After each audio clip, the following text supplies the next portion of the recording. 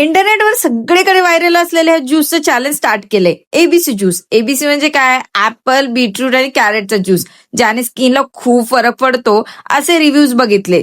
मग दोघांनी बहीण भावांनी ठरवलं हे चॅलेंज घेऊया. त्यानंतर नाश्त्यासाठी रेसिपी चालू होती ओट्सचा डोसा, की नेहमीसारखं व्हिडिओ बनवणार म्हटलं की घुबड्याची ऍक्टिंग चालू झाली म्हणजे समजायचं. इतकं लक्ष देऊन बनवत होता डोसा की विचारायला नको. आणि जेव्हापासून मी ब्लॉग बनवते, कंटेंट क्रिएट करते, तेव्हापासून हा काही ना काही उद्योग त्याला करायचाच असतो किचनमध्ये.